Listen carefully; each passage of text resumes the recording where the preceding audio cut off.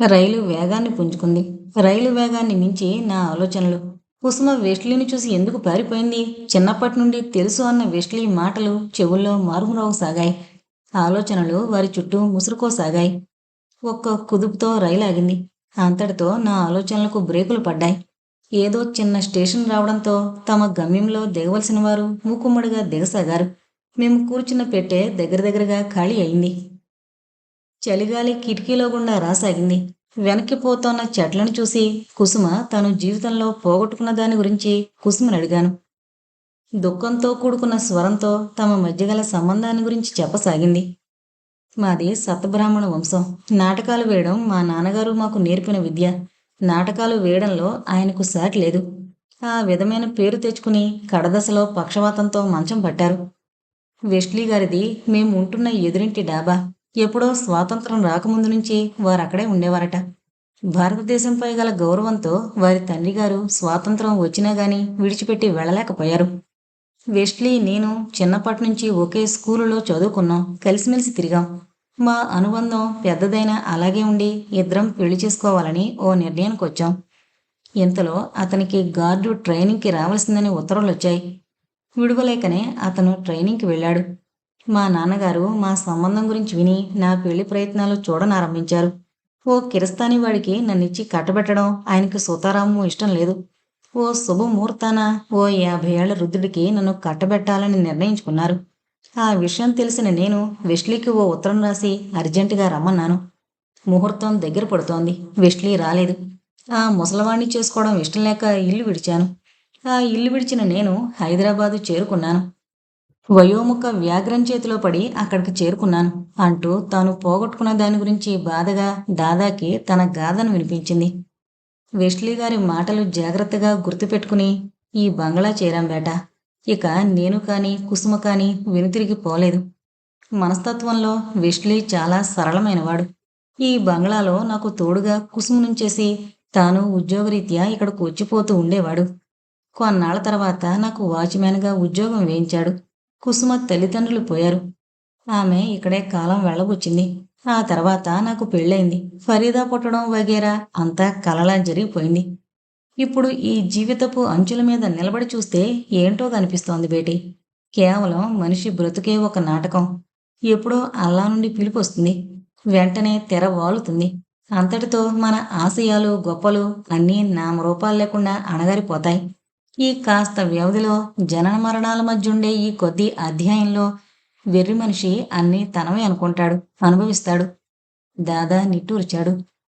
తలుపులు బొళ్ళును తెరుచుకున్నాయి. గుప్పున విప్పసార వాసన వరండాలోకొచ్చింది. ఆ వెనక రవి కూడా వచ్చాడు. అతని కళ్ళు చింతనిప్పుల్లా మండుతున్నాయి. బాగా మెక్కి విప్పసార దట్టించడంతో కాబోలు మనిషి అదోలా ఉన్నాడు. అతని వాలకం చూసి కల్పనకు వెగటనిపించింది. రవి కొత్త అవతారం ఎత్తినట్లుగా అనిపించింది. మీ సోది ఇప్పుడల్లా అయ్యేది కాదు, పద లోపలికి అన్నాడు రవి తాళి కట్టిన మొగుళ్ళ కల్పనను ఉద్దేశించి. ఆ అండంలో తెచ్చిపెట్టుకున్న అధికారం ఉంది. ఊహించుకోవడానికి అనేక అపార్థాలు, భయపడ్డానికి కావలసిన ఆధారాలు ధ్వనిస్తున్నాయి ఆ స్వరంలో. నిన్నెవరూ డిస్టర్బ్ చేయలేదుగా, పడుకో రవి. నాకు నిద్ర రావడం లేదు. అవును, నిద్రలా వస్తుంది? నువ్విప్పుడు నీ మనసుకే బానిసవు. అర్థం చేసుకున్నావు కదా, థ్యాంక్స్. లోపలికి రా. వెళ్ళమ్మా, నీ భర్తను నొప్పించుకో అన్నాడు దాదా. నీకు తెలీదు దాదా, రవి నాకు ఏమీ కాడు, ఏమీ కాడు. కల్పన వెక్కి వెక్కి ఏడుస్తోంది. నిజానికి నిలువెల్లా వణికిపోతోంది. కళ్ళు పెద్దవి చేసి పులిలా చూశాడు దాదా. మాధవరావు గారి అబ్బాయి విమానాల్లో పనిచేస్తున్నాడని విని చాలా ఆనందించింది గౌరీదేవమ్మ గారు. అయితే రవి ఎప్పుడూ ఇంటి పట్టునున్నాడు. ఓ రోజు ఇండియాలో ఉంటే ఓ రోజు కువైట్లోనో, మరో రోజు డమస్కన్లోనో, ఇంకో రోజు లండన్లోనో ఉంటాడు. అతడు ఎన్ని దేశాలు తిరిగినా ఎప్పుడో ఒకప్పుడు ఇంటికి రాక తప్పదు. ఆ అదను చూసుకుని గౌరీదేవమ్మ మాధవరావు గారింట్లో ఊడిపడేది. మాట మంతి కలుపుకుంటూ రవిని ఆకాశంలోంచి మనుషుల్లోకి దింపేది. రవికి చాలా ఎక్కువగా ఆలోచించడం, చాలా లిమిటెడ్గా మాట్లాడడం అలవాటు. గౌరీదేవమ్మ గారు ఎక్కడెక్కడ సంగతులు చుట్రెక్కాలు తిరిగేస్తూ ఉంటే విసుగ్గా ఉండేది. పెద్దావిడ కావడం వలన, తనంటే ప్రత్యేకమైన శ్రద్ధ చూపించడం వలన బయటపడలేకపోయేవాడు. కల్పన అంతో ఇంతో కాలేజీ చదువులు వెలిగించి ఉండడాన ఆధునిక ప్రపంచం ఆమెకు తెలుసు. బామ్మగారి దగ్గర సాగకపోయినా ఫ్యాషనబుల్గా ఉండడం చేతనవును. బామ్మగారి అతి చేదస్తాల నుండి బయటపడ్డానికి రవి ఆలంబనయ్యాడు. గౌరీదేవమ్మ గారి దృష్టిలో ఆడది గడప దాటకూడదు. ఎందుకు దాటకూడదని వాదిస్తే భారతనారి పతియే ప్రత్యక్ష దైవంగా పూజించాలి. తనకు కావలసిన ప్రతిదీ అతని ద్వారానే పొందాలి. తెగించి ఏ పని చేయకూడదు. ఆడది తిరిగి చెడుతుంది, మగవాడు తిరక చెడతాడు అని ఉపన్యాసం మొదలు పెడుతుంది. రవితో కలిసి బయటకు వెళితే గౌరీదేవమ్మ నోరు నొక్కునేది. ఏమనేది కాదు. అటు వద్దని కూడా చెప్పలేకపోయేది. అందుకోసంగానే రవితో పరిచయం పెంచుకుంది కల్పన. ఓ రోజు బాగా చీకటి పడ్డాక నియాన్ లైట్ల వెలుగులో ట్యాంకు బండ మీద నడుస్తున్నారు ఇద్దరు. హుస్సేన్ సాగర్ మీద గుర్రపు డెక్క తివాచీలా పొరుచుకుపోయింది. ఫ్లడ్ లైట్ల కాంతిలో పాలరాతి గుడి వెన్నెల గుడిలా వెలిగిపోతోంది. ఎర్ర లైట్లు పచ్చ లైట్లు వెలిగిస్తూ ఆర్పివేస్తూ బేగంపేట మీద విమానాలు చక్కెర్లు కొడుతున్నాయి. హైకోర్టు మీద శిఖరాలు బంగారు కొండల్లా మెరుస్తున్నాయి. నాకు కాళ్ళు లాగుతున్నాయి బాబు, కారులో వెళదాం అంది కల్పన. కారు దగ్గరలోనే పార్క్ చేసుంది. వెంకటేశ్వర స్వామి గుడి చూడు ఎంత అందంగా ఉందో, మారులెస్ అన్నాడు. ఒక్కరోజైనా గుడిమెట్లు ఎక్కనవాడివి, దాని అందంతో నీకెందుకు అంది కల్పన. అందాన్ని ఆరాధించే వాళ్ళకి అది ఏ రూపేణా ఉన్నా ఒకటే, రవి నవ్వుతూ సమాధానం చెప్పాడు. నువ్వు ఇటువంటి వాడవని తెలిస్తే బామ్మ నీతో ఒక్క నిమిషం కూడా తిరగనిచ్చేది కాదు. నీతో వచ్చిన చిక్కేది, ఇంట్లో కూర్చుంటే బోర్ కొడుతోంది అంటావు. సిటీలోకి తీసుకొస్తే కాస్త నడవంగానే కాళ్ళు లాగుతున్నాయి అంటావు. నువ్వేం తక్కువ చేశావు, ఇప్పటికీ 4 మైళ్ళు నడిపించావు. ఈ అనంతయాత్ర ఇప్పట్లో ముగుస్తుందా చేస్తుందా? హోటల్ సరోవర్లో కాఫీ తాగి వెళ్ళిపోదాం. నువ్వు నా గొంతు పిసికి హుస్సేన్ సాగర్లో పడేసినా నేను మట్టుకు ఇహ ఒక్కడుగు కూడా నడవలేను బాబు అంటూ ఓ ఇనుప బెంచి మీద కూలబడింది కల్పన. రవి ఆమె పక్కనే కూర్చున్నాడు. కల్పన నల్లని ఆకాశం కేసి చూస్తోంది.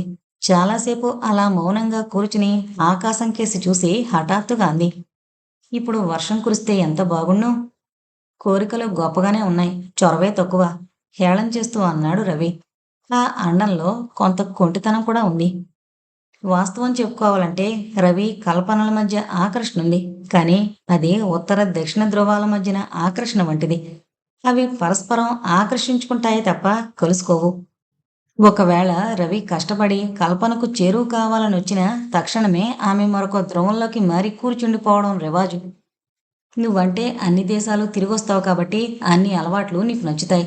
భారతదేశంలో, అందున ఆంధ్రాలో పాతుకుపోయిన మాకు చొరవ ఎలా తెలుస్తుంది అంది కల్పన అతని అవహేళనకి సమాధానంగా.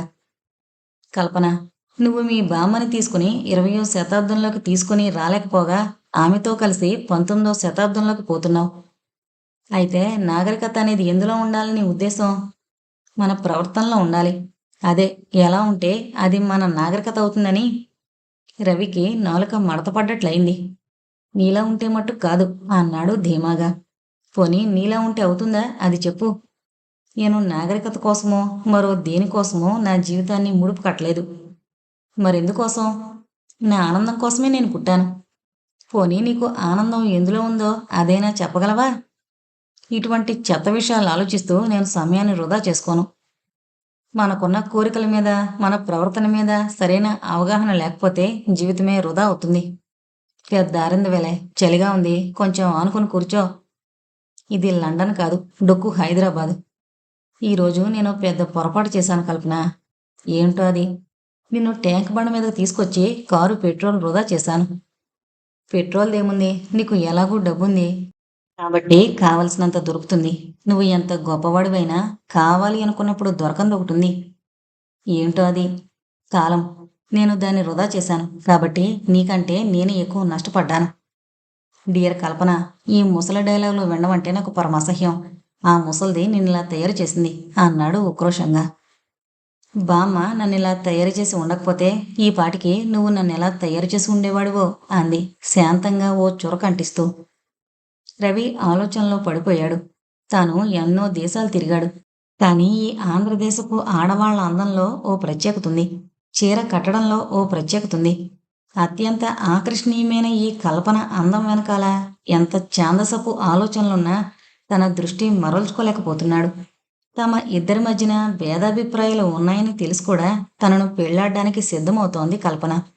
కానీ ఆంధ్రదేశపు ఆడపిల్లల భుజంపై చేయి వేస్తే పాము పైన పడ్డట్టు కలవరపడుతోంది. తమ ఇద్దరి మధ్య పెళ్లి అనేది సాధ్యమేనా అని ఆలోచిస్తున్నాడు రవి. ఈ సృష్టిలో ఏదీ అసాధ్యం కాదు. కల్పనను క్రమంగా మార్చుకుంటూ తన దారికి మళ్లించుకోవాలని నిర్ణయించుకున్నాడు రవి. రవిని క్షుద్రమైన తాత్కాలికమైన బలహీనతలకు లొంగిపోయే బలహీనుడు కాకుండా ఆడదాన్ని హృదయాన్ని అర్థం చేసుకుని ప్రవర్తించగల మగవాడుగా మలుచుకోవాలని చూస్తోంది కల్పన. ఎవరి ఆలోచనల్లో వాళ్ళు మునిగిపోతే కాలం కరిగిపోయింది. సన్నటి జల్లు ప్రారంభమైంది. అంతటితో వారి ఆలోచనలకు బ్రేకులు వేసి రవి కారు దగ్గరకు వచ్చారు. కల్పన ఫ్రంట్ డోర్ తీసుకుని కూర్చుంది. కారు ఇంటి ముఖం పట్టింది. అప్పుడప్పుడు గౌరీదేవమ్మ మనవరాల దగ్గర రవి ప్రస్తావన తీసుకొచ్చేది. రవి పేరు వినగానే మనవరాలి ముఖంలో ఎలాంటి మార్పులు వస్తాయోనని ఆతృతగా ఎదురు చూసేది. ఆ ముఖంలో ప్రతిఫలించే మార్పులు గమనించేది. అయితే ఎంత మొత్తుకున్నా ఆమెకు తెగని ఈ విషయం మాధవయ్య గారితో ఎలా ప్రారంభించాలా అని. ఇటీవల మాధవయ్య గారు కూడా ఈ విషయం ఆలోచించడం ప్రారంభించారు. కొద్ది శాఖాభేదం తప్ప పెళ్లికి ఏ అభ్యంతరమూ లేదు. పిల్ల మంచి రూపసి, ఆస్తికి లోటు లేదు. ఎంత ఆలోచించాం. ఆయనకు కల్పన మనస్తత్వం ప్రవర్తనను పరిశీలించాలని ఆసక్తి కలిగింది. రవి ఇప్పుడే డ్యూటీ దిగొచ్చాడమ్మా, రెస్ట్ తీసుకుంటున్నాడు అన్నారు ఓ రోజు హడావిడిగా రవి కోసం వెళుతున్న కల్పనను హాల్లో ఆపేస్తూ. మీరిక్కడే ఉన్నారా అంకుల్? నేనెక్కడికి పోతానమ్మా ఉండక. ఇల్లంతా నిశ్శబ్దంగా ఉంటేను నేను చిన్నపిల్లాడినా అల్లరి చేయడానికి. కల్పన తాను ఏదైనా పొరపాటు మాట్లాడనేమో అని సిగ్గుపడిపోయింది. మాధవయ్య గారు ఇంట్లో ఉంటే నౌకర్లకు ఏదో పనులు పురమాయిస్తూనో, జిమ్మి రమ్మి సిమ్మి వగేరా కుక్కపిల్లలతో ఆడుతూనో సందడి చేస్తూ ఉంటారు. ఆ అభిప్రాయం మనసులో ఉండడంతో కల్పన అలా అంది. రామ్మా కూర్చో అన్నారాయన కల్పన దగ్గరగా కూర్చుంటూ. ఈరోజు మీ ఇద్దరి ప్రోగ్రాం ఏంటి అన్నాడాయన. రవీంద్ర భారతిలో ప్రోగ్రాం ఉందట, అక్కడికి పోవాలనుకున్నాను. రవి ఇప్పుడే ఫోన్ చేసి వద్దని చెప్పాడా? కల్పన సిగ్గుపడుతూ అవునని తల ఊపింది. నాకు తెలుసమ్మా, వాడికి ఇలాంటివి నచ్చవు. నచ్చకపోయినా నాతో వస్తాడు, తీసుకుని వెళతాను. ఆమె విశ్వాసం మాధవయ్య గారికి అచ్చెరువు గొలిపింది. రవి చాలా స్వేచ్ఛగా పెరిగాడమ్మా. తల్లి లేకపోవడం వల్ల నేను ఎక్కువగా గారాబం చేసి అలా చేశాను. తన ఇష్టానికి వ్యతిరేకంగా మాట్లాడే వాళ్ళంటే వాడికి అసహ్యం. వాళ్ళ మీద కసి పెంచుకుంటాడు అన్నారాయన సాలోచనగా. ఆమె మాటలు కల్పన బాధ్యతను గుర్తు చేస్తున్నట్లుగా, ఆమె సమర్థతను ఛాలెంజ్ చేస్తున్నట్లుగా ఉన్నాయి. ముక్కుసూటిగా ఆలోచించే మనుషులకు కొన్ని బాధలు తప్పవు కదండి. వాళ్ళు కావాలనుకున్నప్పుడు మనము కొంత సర్దుకుపోవాలి అంది కల్పన. మాధవయ్య గారు సంతృప్తిగా నవ్వారు. అలా తన అర్హతను నిరూపించుకుని ఆ ఇంట్లోనూ మాధవయ్య గారి ఆలోచనల్లోనూ తాను నిలదొక్కుకోగలిగింది కల్పన. తర్వాత మార్పులు చాలా జరిగాయి. పరిస్థితులు పెళ్లి వరకు దారి తీశాయి. నిశ్చితార్థం పెట్టుకోవడానికి నిర్ణయం జరిగింది. అది రేపే జరగాల్సి ఉండగా ఈ విమాన ప్రయాణం ఒకటి దాపురించింది. రిపేర్లో ఉన్న విమానాన్ని బాగు చేయించి ట్రైల్కి ఫ్లయింగ్ ఆఫీసర్ రవికి అప్పగించారు. Ranjit Varma co pilot. అది ప్యాసింజర్ విమానం. ఎలాగో పర్మిషన్ సంపాదించి ట్రైల్ వెళ్లేటప్పుడు కల్పనను కూడా విమానం ఎక్కించాడు రవి. రవి కంట్రోల్ చేస్తూ ఉండగానే విమానంలో వెళ్లాలని కల్పన ఎప్పటినుండో కోరుకుంటోంది. ఆ కోరిక తీరే వేళకు పులి మీద పుట్రలా ఈ ప్రమాదం వచ్చి పడింది. ఎలాగో ఆ ప్రమాదం నుండి బయటపడ్డామనుకుంటే విప్పసారా తాగి రవి బ్యాలెన్స్ కోల్పోయాడు. దాదా మొదట్లో వీళ్ళిద్దరూ భార్యాభర్తలే అన్న అభిప్రాయంలో ఉన్నాడు. ఆ తర్వాత నిజం తెలిసి జరగబోతున్న ప్రమాదాన్ని ఊహించాడు. అతని కళ్ళు విశాలమయ్యాయి. పులిలా చూస్తున్నాడు. కల్పన లోపలికి వెళ్ళు. రవి గద్దింపు. నాకు నిద్ర రావడం లేదు. నువ్వు వరండాలో కాలక్షేపం చేయడానికి వీల్లేదు. ఎందుకట? ఇక్కడ వరండాలో ఉంటే రాత్రులు చాలా ప్రమాదం. పులులు అవి తిరుగుతూ ఉంటాయి. అతని మనస్తత్వం కల్పనకు బాగా అర్థమైపోయింది. ఇలా ఇరుక్కుపోవలసి వస్తుందని అనుకుంటే ఆమె అసలు బయలుదేరడమే జరుగుండేది కాదు. కాసేపు తిరిగి రావడమే కదా అని బయలుదేరింది. ఇప్పుడెలా? లే కల్పన అంటూ దాదా మీద కొంగి కల్పన చేయి పుచ్చుకున్నాడు రవి. ఆమె తుఫాను గాలికి తమలపాకులా వణికిపోతోంది. భారతదేశంలో అనాదిగా ఆడదాని మీద ఇటువంటి దాడులు అనేకం జరిగాయి. అయితే ఆ దాడి చేసిన వాళ్లే ఓడిపోయారు. రవికి బాగా కైపెక్కింది. కల్పన చేయి పుచ్చుకుని బలంగా లేగాడు.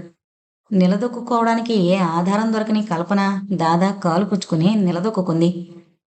కల్పన చెయ్యి దాదా మీద పడగానే దాదా చివున తన కాళ్ళు వెనక్కి లాగేసుకున్నాడు. సడలిపోతోన్న అతని శరీరంలోని అవయవాల్లో ఎక్కడలేని చైతన్యం వచ్చింది. రివ్వున లేచి నిలబడి పిడికిలి బిగించి రవి వైపు బలంగా విసిరాడు. ఆ దెబ్బ రవి ముఖం మీద తగిలింది. రవి బాగా కోపం తెచ్చుకుని యూ డర్టీ బిచ్ అంటూ దాదా చేయి పుచ్చుకుని వరండా చివరకు ఈడ్చుకుపోసాగాడు. రవి రవి దాదాను వదిలేయ్ అంటూ అరుస్తోంది కల్పన. రవి ఇదేమీ వినిపించుకోలేదు. వరండా మరో చివరకు ఈడ్చుకుని పోయాడు. ముసలి పీనుగా అడ్డొచ్చావంటే ప్రాణం తీస్తాను అంటూ ఆయాసంతో రొప్పుతున్నాడు రవి. దాదా రవి కాళ్ళను బలంగా పట్టుకుని వదల్లేదు. బాబూ, నిన్ను నమ్మి నీ వెంటొచ్చిన ఆడబిడ్డకు అన్యాయం చేయకు అని బ్రతిమాలసాగాడు. న్యాయం, అన్యాయం అనేవి నాగరిక ప్రపంచం తెలియకుండా అడవిలో బ్రతికే నీకెలా తెలుస్తుంది? లే, వదులు కాళ్ళు అంటూ విదిలించాడు రవి. అవును బాబూ, నాగరికత అంటే ఏంటో నాకు తెలీదు. అడవిలో దిక్కు లేకుండా తిరిగే నీకు సాటి మనిషిగా ఆశ్రయం ఇచ్చాను. ఆకలితో అలమటించిపోతున్న నీకు పట్టడన్నం పెట్టాను. దానికి ప్రతిఫలంగా నాగరికత తెలిసిన మనిషిగా నన్ను చచ్చిపోయిన మొలపందిని ఈడ్చినట్లు నేల మీద ఈడ్చావు. నువ్వు నిన్ను నమ్మొచ్చిన ఆడపిల్ల బ్రతుకును అన్యాయం చేయాలని తలపడ్డావు. నువ్వు చెప్పిన నాగరికత అదే కదూ? అదే నాగరికత అయితే నేను అడవి మనిషిగా బ్రతకడానికి ఇష్టపడతాను అన్నాడు ఆవేశంగా. ఆడామగ కలిసి తిరిగితే సుఖపడితే అది అన్యాయం అవుతుందా అంటూ దబాయించాడు రవి. ఇద్దరూ ఇష్టపడితే అది మానవతకు, మహనీయులను ఆపాదించే ప్రేమ అవుతుంది. నీలా ఇష్టపడని వాళ్లను బలాత్కరిస్తే అది పశువాంచవుతుంది అన్నాడు దాదా. నీ నీతి పాఠాలు నాకెందుకురా ముసలు తొక్కు అంటూ కాలు విదిలించాడు రవి. దాదా వరండా అంచున ఉండడంతో ఆ విసురుకు కింద పడిపోయి పెద్దగా మూలిగాడు. రవి ఆవేశంగా కల్పన వైపు తిరిగాడు. కల్పన అడవిరాజును చూసిన లేడిలా మెరుపు తీగల మెట్లు దిగి చీకట్లో కలిసి కనిపించకుండా పోయింది క్షణాల్లో. కల్పన, ఆగు ఆగు అంటూ ఆయాసంతో వేడి నిట్టూర్పులతో ఒళ్ళు మరిచిపోయి ఆమెను వెంటాడసాగాడు. మాధవయ్య గారు కల్పనను కోడలుగా తెచ్చుకోవాలని నిర్ణయించుకున్నారు. కొద్దిపాటి శాఖ భేదాలున్నాయి, కానీ కాలాన్ని బట్టి అవే సర్దుకుపోతాయని సరిపెట్టుకున్నారాయన. గౌరీదేవమ్మ గారికి పరమ సంతోషమైంది. రవి, కల్పన కలిసి ఊరంతా తిరిగి రావడం ఇప్పుడు ఆమెకు విడ్డూరంగా లేదు, సంతోషంగా కూడా ఉంది. అలా పరస్పరం ఇష్టపడి తాంబూలాలు పుచ్చుకోవాలి అనుకుంటున్నారు. అటువంటి సమయంలో ఓ ఆగంతకుడొచ్చి అల్లకల్లోలం సృష్టించాడు. అతడి వయసు 25 సంవత్సరాలు. మంచి స్ఫురద్రూపి, కివి అయిన విగ్రహం. ఆరోగ్యంగా చిరునవ్వుతో చిందులాడే ముఖంతో చూసేవాళ్ళని ఇట్టే ఆకట్టుకునేవాడు. మాధవయ్య గారు పబ్లిక్ గార్డెన్లో ఓ బెంచ్ మీద కూర్చునున్నారు. ఆ రోజు రవీంద్ర భారతిలో కల్చరల్ ప్రోగ్రాం ఉంది. రవి కావాలని కల్పించుకుని ఆ ప్రోగ్రాం ఏర్పాటు చేయించాడు. మాధవయ్య గారు ఒంట్లో రవ్వంత నలతగా ఉన్నట్టుగా ఫీల్ అవుతూ ఉంటే ప్రోగ్రాంకి తప్పనిసరిగా రావాల్సిందని తండ్రిని కోరాడు. కొడుకు ఉత్సాహం చూసి అటువంటి కార్యక్రమాలపై అతడు మనసు పడ్డంతో కాదనలేక తన ఆరోగ్యం మాట మరిచిపోయి సరేనని ఒప్పుకున్నాడాయన. ప్రోగ్రాం మొదలవడానికి ఇంకా గంట టైం ఉందనగానే ఆయన వచ్చేశారు. కాసేపు అలా గార్డెన్లో తిరిగి రావాలనిపించింది. ఒంటరిగా బయలుదేరొచ్చి గార్డెన్లో ఓ బెంచ్ మీద కూర్చున్నాడు.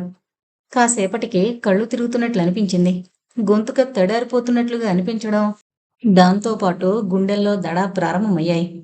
కాస్త సర్దుకుని కూర్చున్నారు. గుండెల్లో దడ కొంచెం నిమ్మళించి మళ్ళీ ఉధృతం కావడం మొదలుపెట్టింది.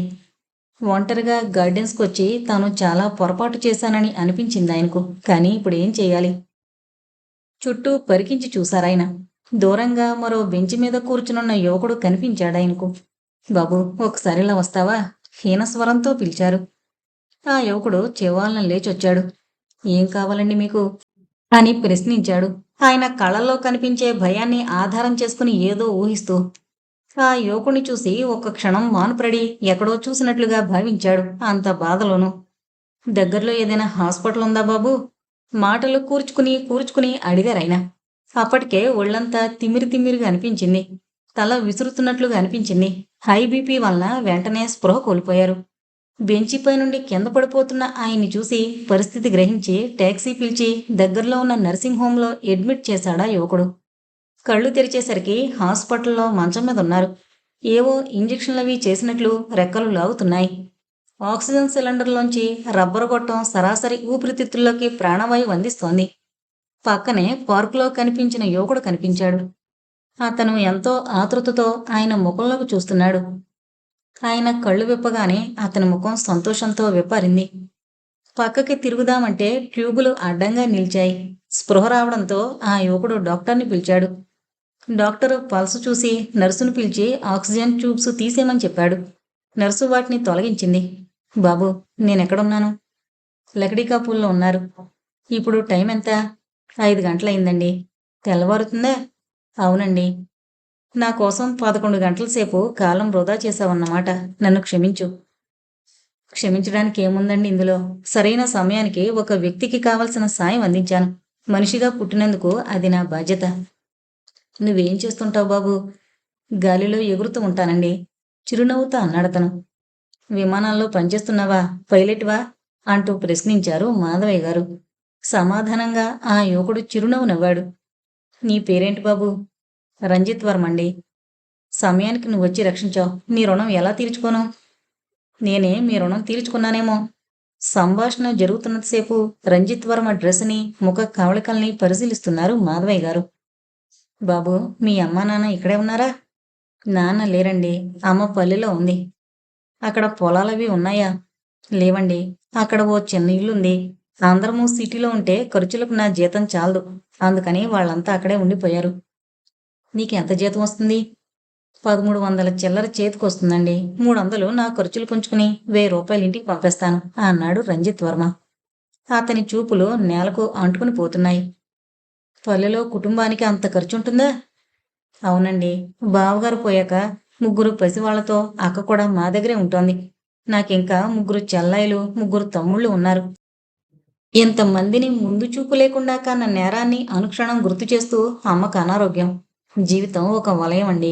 గానుగెద్దులా తిరిగి తిరిగి మన సమయాన్ని ఖర్చు చేయాలి తప్ప దీనికి ఒక మొదలు చివర అంటూ ఉండవు. మాధవయ్య గారి హృదయం ఆర్ద్రమైంది.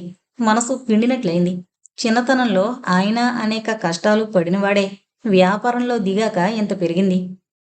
అతడిని చూస్తూ ఉంటే, అతడు చెప్పేది వింటూ ఉంటే తన బాల్యాన్ని గుర్తుకు తెచ్చుకున్నట్లు అనిపించింది. బాబూ, నన్నిక్కడ ఎందుకు చేర్పించావు? అదేం ప్రశ్నండి? మీరు అపాయంలో ఉన్నారు కనుక. చేర్పించావు, బాగానే ఉంది. బిల్లు నేను ఇచ్చుకోలేను. రంజిత్ వర్మ పకాలన నవ్వాడు. అదా విషయం. దానికంత కంగారెందుకండి? నేనిస్తాను. అంత డబ్బు నీకెక్కడిది? జీతం తీసుకున్నాను. ఇంకా ఇంటికి పంపలేదు. అది ఖర్చు పెట్టేస్తే ఇంటి దగ్గర ఎలా గడుస్తుంది? మా అమ్మ నేను పంపే డబ్బుల్లో అవసరంగా వచ్చే ఖర్చులకని కొంత దాస్తుంది. దాంతో సరిపెట్టుకోమని ఉత్తరం రాస్తాను. బాబు, నువ్వెంత గొప్పవాడివి అంటూ కన్నీరు పెట్టారు మాధవయ్య గారు. 6 గంటలకి డ్యూటీ దిగిపోతూ డాక్టర్ మాధవయ్య గారి దగ్గరకు వచ్చాడు. ఇకేమీ పర్వాలేదని, పూర్తిగా రెస్టు కావాలని, అవసరం అనుకుంటే డిశ్చార్జీ తీసుకుని వెళ్ళిపోవచ్చునని చెప్పేశాడు. రంజిత్ వర్మ నిస్సంకోచంగా బిల్లు చెల్లించి వేశాడు. బయటకొచ్చాక టాక్సీ ఎక్కుతూ అడ్రస్ చెప్పారు మాధవయ్య గారు. వర్మ తలుపు మూసేస్తూ, మీ ఆరోగ్యం జాగ్రత్త. ఒంటరిగా ఎప్పుడూ తిరక్కండి అని హెచ్చరిక చేసి వెనుతిరగబోయాడు. బాబూ, వెళుతున్నావా? అవునండి.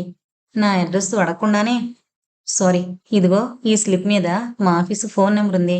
నాకు ఫ్లయింగ్ లేని సమయంలో అయితే ఆఫీసులోనే ఉంటాను.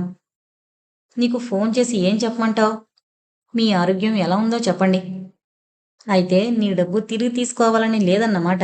ముక్కు మొహం తెలియని వాడివి అలా వెళ్ళిపోతే ఈ మహానగరంలో నన్ను ఎక్కడని వెతికి పట్టుకుంటావు? నేను ఆ డబ్బు తిరిగి తీసుకోవాలనుకుంటేనే కదా అంటూ 4 అడుగులు ముందుకు వేశాడు వర్మ. మాధవరావు గారి కళ్ళు సజలమయ్యాయి. ఈ సృష్టిలో, అందున ఆంధ్రదేశంలో అటువంటి వారు ఉన్నారంటే నమ్మబుద్ధి కావడం లేదు. వర్మ వెళ్ళిపోతున్నాడు.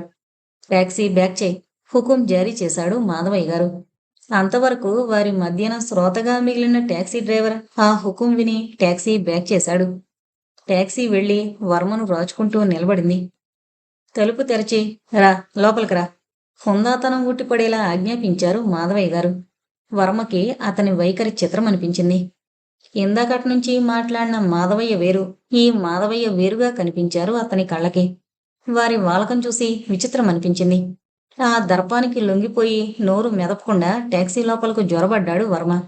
మాధవయ్య గారు మాట్లాడించడానికి కూడా వీలు కాని గంభీరమైన ఫోజు పెట్టి కూర్చున్నారు. రంజిత్ వర్మ కిక్కురుమనలేదు. టాక్సీ బంజారా హిల్స్ చేరింది. 12 నిమిషాల సేపు మాధవయ్య గారి మనస్తత్వాన్ని అంచనా వేయడానికి విశ్వ ప్రయత్నం చేయసాగాడు వర్మ. సినిమా సెట్టింగ్‌లా కనిపించే ఓ ఇంటి ముందు ఆగింది కారు. కారు హారన్ వినగానే గేట్లు తెరుచుకున్నాయి. దర్వాన్ అయ్యగారికి సలాం కొట్టి వినయంగా నిలబడ్డాడు ఓ పక్కన. పోర్టికోలో కారు ఆగగానే అందరూ పరిగెత్తుకొచ్చారు. జానీ, సోనీ, నాని వగైరా కాలభైరవులు కూడా చుట్టూ చేరి కుయ్ కుయ్యమంటూ మాధవయ్య గారి కాళ్ళు నాకసాగాయి. రంజిత్ వర్మకి ఇదంతా అయోమయంగా ఉంది. మాధవయ్య గారు హాల్లో కాలు పెట్టగానే రవి పైనుండొచ్చాడు. అతని ముఖం తుఫాను వెలిసిన ఉదయ సూర్యుడిలా ఉంది. డాడీ, రాత్రంతా ఎక్కడికి వెళ్ళిపోయారు? పోయేవాడినే, వర్మ పోనివ్వలేదు. వర్మ ఎవరు అంటూ తలెత్తాడు రవి. ఎదురుగా రంజిత్ వర్మ పైలట్. హలో అంటూ చెయ్యి ముందుకు చాచాడు రవి. రంజిత్ వర్మ షేక్ హ్యాండ్ చేసి హౌడు యూడు అంటూ పలకరించాడు. ఒకే చోట పనిచేస్తున్నా ఇంతకు మునుపు వాళ్ళిద్దరి మధ్యన చెప్పుకోదగినంత పరిచయం లేదు. జరిగిన విషయమంతా మాధవయ్య గారు వివరించారు రవికి. థ్యాంక్ యూ వర్మ అంటూ కృతజ్ఞత నిండిన కళ్ళతో చూశాడు రవి. మాధవయ్య గారు అసలు విషయం మొదలుపెట్టారు.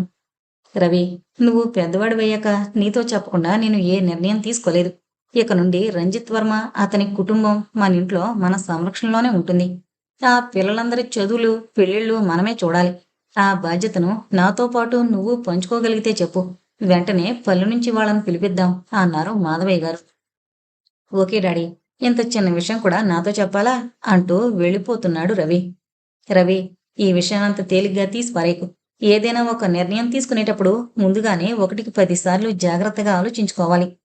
ఒకసారి నిర్ణయం తీసుకున్నాక ఆ నిర్ణయం మీద సర్వశక్తులు ఒడ్డి నిలబడాలి. నా ప్రాణాలు కాపాడాడన్న కృతజ్ఞతాభావంతో రంజిత్ వర్మ కుటుంబానికి నేను అండగా నిలవదలిచాను. నువ్వు అలాగనే అనుకోగలిగితే చెప్పు. ఒకసారి వాళ్ళు ఈ ఇంట్లో కాలు పెట్టాక ఇక వాళ్ళని వెళ్ళిపోమనే అధికారం నీకు గాని నాకు గాని ఉండదు అన్నారాయన. తండ్రి మాటలు శ్రద్ధగా విని, ఇదంతా ఏంటి డాడీ, మీ ఇష్టమెలాగో అలాగే కానివ్వండి అన్నాడు రవి. ఇదంతా తన ఇష్టాయిష్టాలతో సంబంధం లేకుండా జరిగిపోతూ ఉంటే చూస్తూ నిలబడిపోయాడు రంజిత్. చూడు బాబు రంజిత్, మీ అమ్మ వాళ్ళు ఏ ఊళ్ళో ఉన్నారన్నావు? అప్పటి వరకు తన ఇష్టంతో నిమిత్తం లేకుండా మాట్లాడిన ఆయన హుందాతనానికి ఎదురు చెప్పలేక నందిగాంలోనండి అని సమాధానమిచ్చాడు రంజిత్ వర్మ. నందిగామ పేరు వినడంతో మాధవయ్య గారి నొసలు ముడిపడ్డాయి. మీ ఇంటి పేరు ఏంటి బాబు? పుట్టపర్తండి. తన ఆలోచనలతో అతని సమాధానం సరిపోయేసరికి ఏమీ చెప్పలేక, రవి, నువ్వెళ్ళి మీ అమ్మగారిని, అక్కగారిని, పిల్లల్ని ఇక్కడ తీసుకుని రండి బాబు అన్నాడు. ఏర్పాట్లన్నీ చాలా చురుకుగా జరిగాయి. మాధవయ్య గారు స్వయంగా శ్రద్ధ తీసుకుని పిల్లలందర్నీ హైదరాబాద్లో చేర్పించారు. వీరేనమ్మా మాధవయ్య గారు అని నే చెప్పిన వ్యక్తి అంటూ మాధవయ్య గారికి తన తల్లితో పరిచయం చేశాడు. మాధవయ్య గారిని చూడడంతో ఒక్క క్షణం మానుపడిపోయింది రంజిత్ వర్మ తల్లి జయంతి.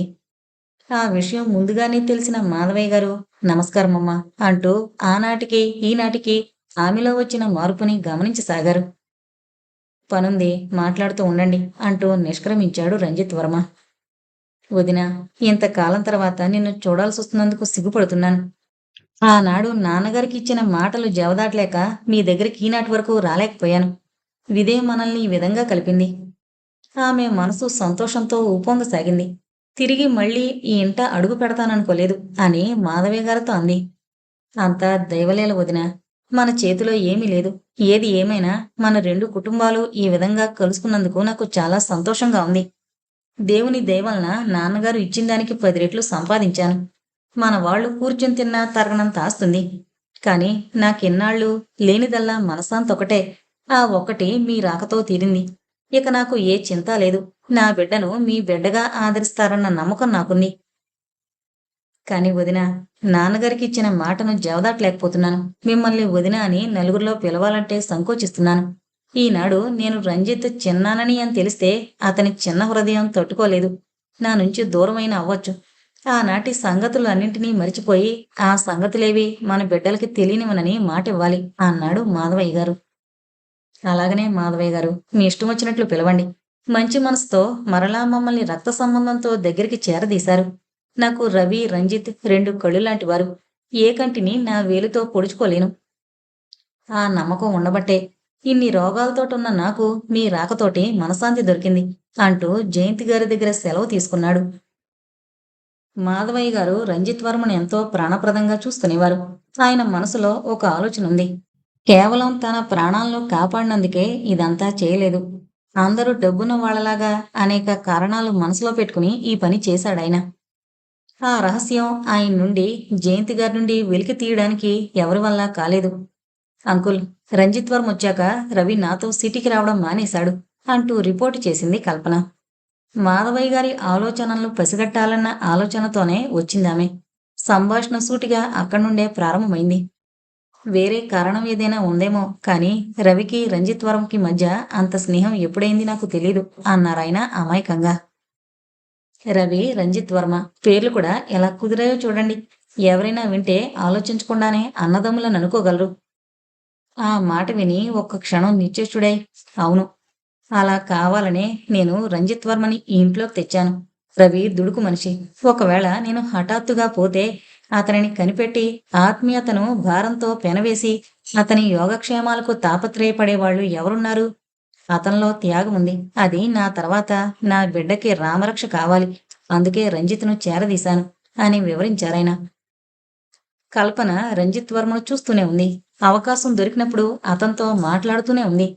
ఇప్పుడు మాధవయ్య గారు చెప్పిన అభిప్రాయం రంజిత్ మీద ఆమె ఇంతకు మునుపే ఏర్పరచుకుంది. ఆమె ఊహలలో రవి కన్నా వర్మ ఉన్నతుడు. అరమరుకలు తెలియని త్యాగశీలి, యోగ్యుడు. అంకుల్, నేను విషయం అడుగుతాను. సూటిగా సమాధానం చెప్తారు కదూ? అడుగమ్మా, నాకు తెలిసినంత వరకు చెబుతాను.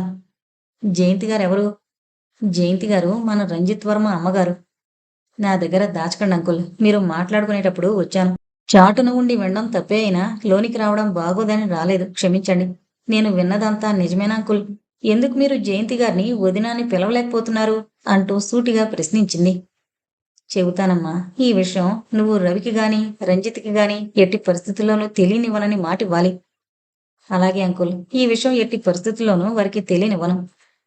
గాఢమైన నిట్టూర్పు ఒకటి విడిచి గతం గురించి కల్పనకు చెప్పనారంభించారు.